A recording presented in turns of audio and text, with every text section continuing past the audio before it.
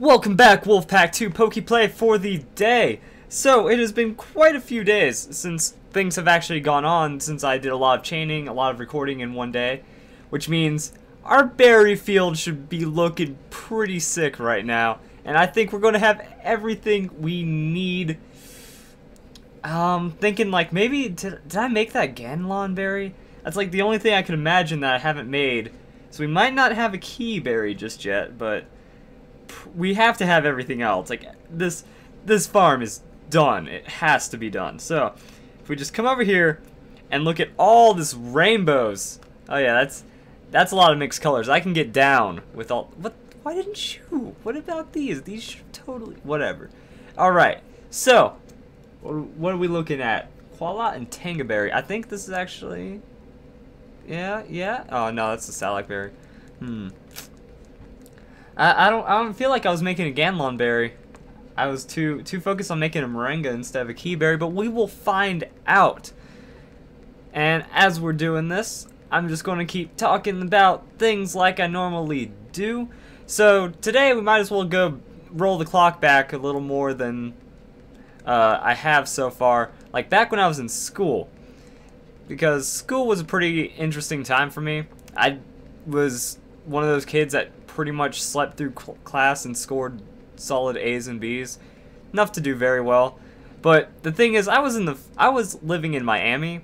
The Florida school system is miserable. The Florida school system is you can sleep through all your classes, and if you get anything less than a C, you're probably going to join a gang at some point in your life.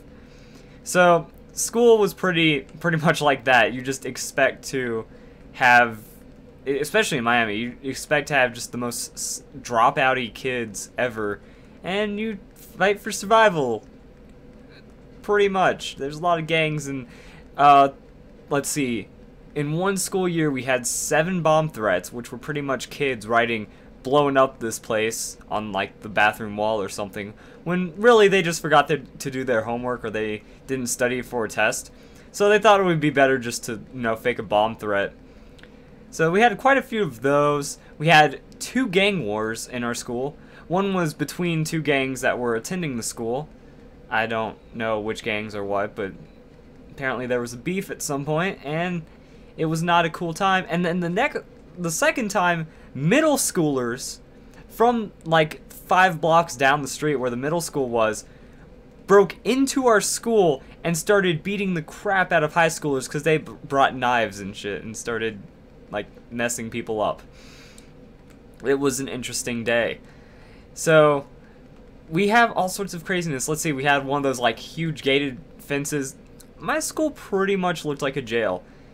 And yet we had, I think, let's see, a 10% graduation to college rate because everyone just dropped out and joined a gang pretty much.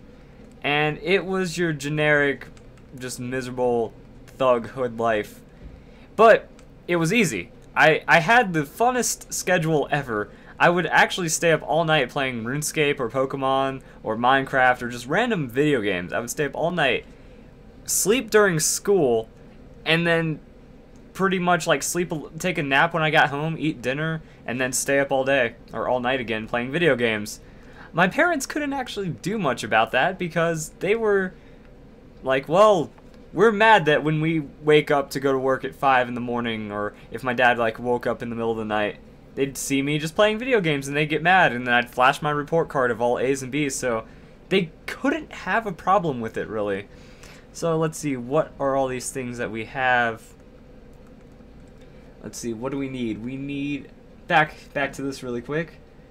We need a lychee berry and a Ganlon berry. So we have a lychee berry. We did not get the Ganlon berry.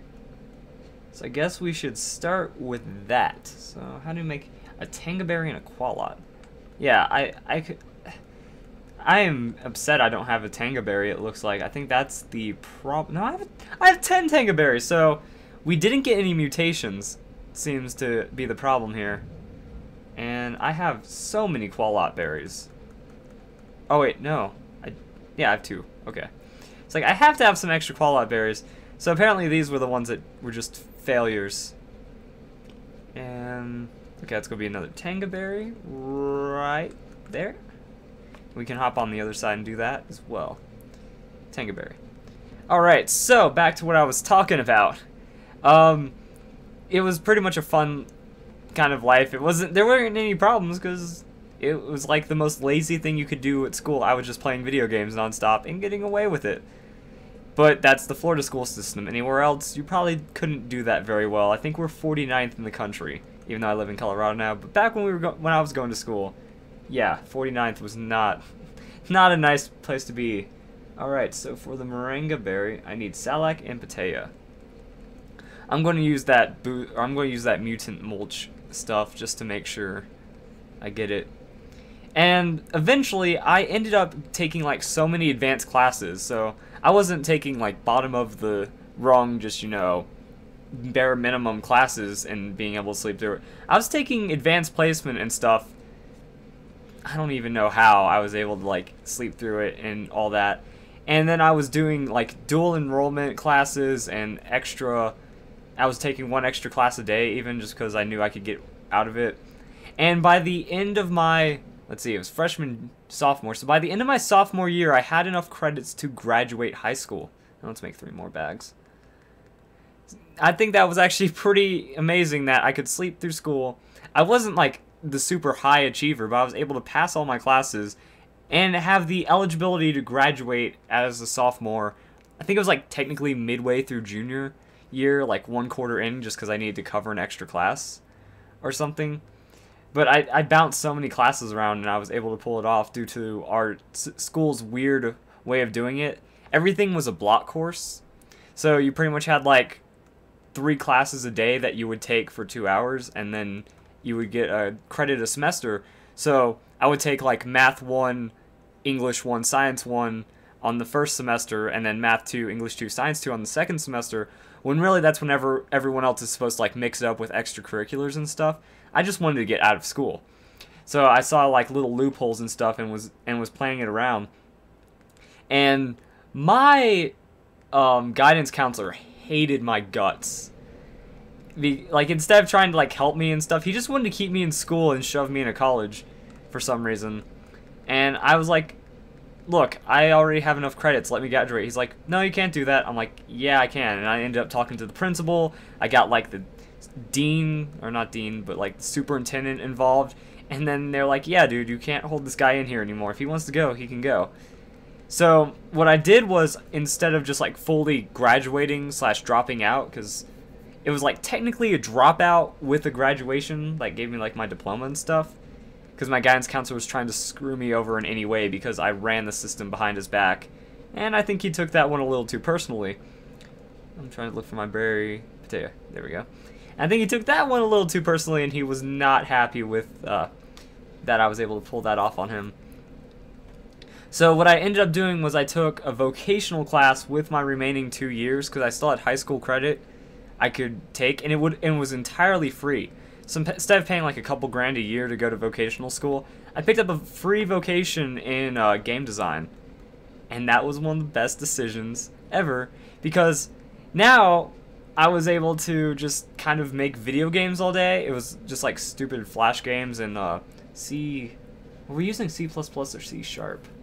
It was one of the C programs, and it was just about as fun as it got, because game design all day. Like, normally if you were doing a dual enrollment, it would only be for like your senior year, and you'd only go half the day. I went all day I went half day for the first year, and then to fill up the rest of my credits for it, so I wouldn't have to like pay to go back, I ended up doing a full day for my what would be senior year, even though I was already graduated. And I just played video games all day and made video games. And since I had like all day, I was so far ahead in the course, I could just really screw around and play Pokemon all day if I wanted to. I remember one day when Soul Silver version was just released, like it was a couple days into Soul Silver being released. I was like, teacher, can I just catch Lugia? Because I had the goal to catch Lugia in a Pokeball. So I think that's it. I have all the other berries, I'm pretty sure. So I'm not worried about berries right now. Looks good. I think I'll just plant an apricot berry because I don't have many of those. Like the berries I don't have a lot, I'll just fill in. Yeah, only 2 of those guys. So I was like, yo, teacher, can I go and catch Lugia today? And he's like, yeah, go ahead. I'm like, I'm doing it in a Pokeball, so this might take all day. And I was so far ahead, and it didn't really matter. And then the rest of the time, I was just like pretty much debugging all of my games. And one game I made had sentience, is how I like to play it. I did like an overhead shooter kind of idea, if you could imagine just like two people shooting at each other from a top-down view. And I made it to where there was like collision detection, so if like you collided with the other person, it would damage you both. And shenanigans like that. So whenever the collision function was in there, he would just like normally follow his little AI I programmed him. And if the collision code was in there, it was only like 2 lines of code, and this was like flash code, so it was super simple stuff. Like if x dot character and x dot enemy equal the same thing, then do that, or like do the damage function. That was it. It would just do that, and everything was. Then he would. I got all tripped up. So if the function was in there, he would actually just go and like suicide bomb you. Like he would just run straight into you, nuke your health bar, respawn, and then dive straight for you again. But the second you took out the code, it was fine. And also the AI wasn't anything really incredible. I'm just gonna go and, as I finish up with the with this thing, like this is the end of the episode, what I'm saying right here. So let's go do some wonder trades. Cop out, yes.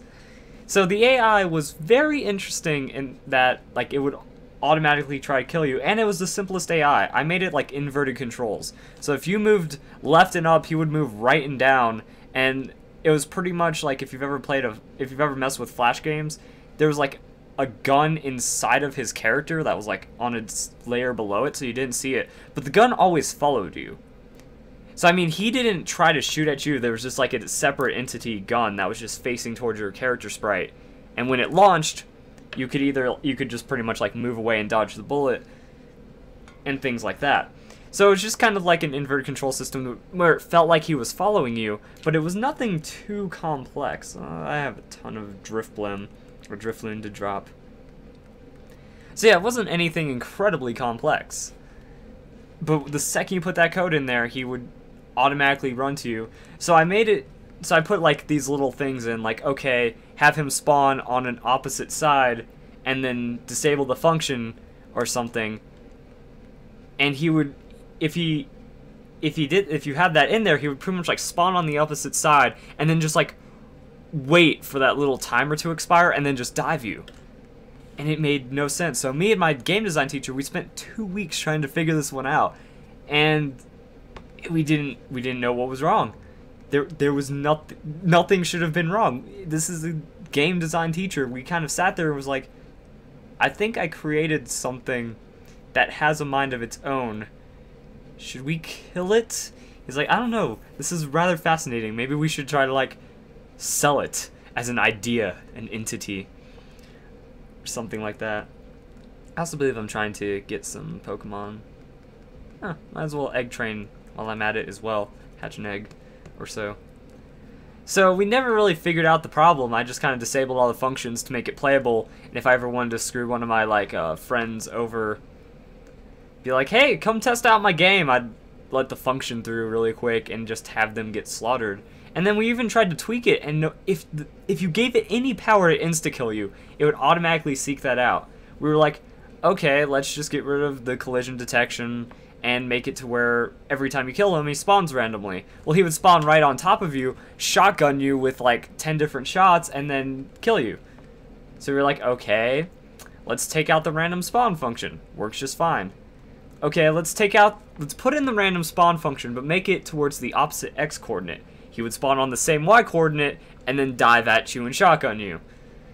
So it was kind of a freaky thing that took a couple weeks, but that's one of the stories I have from game design. So next time on PokéPlay for the day, I might talk a bit more about more game design things. I have Klefki and Drifblim instead of Litwick for the egg hatching, because I just got off of my last Friendlock episode, where I recaught all of the Pokemon. Wait, that episode's not out yet. You didn't hear anything!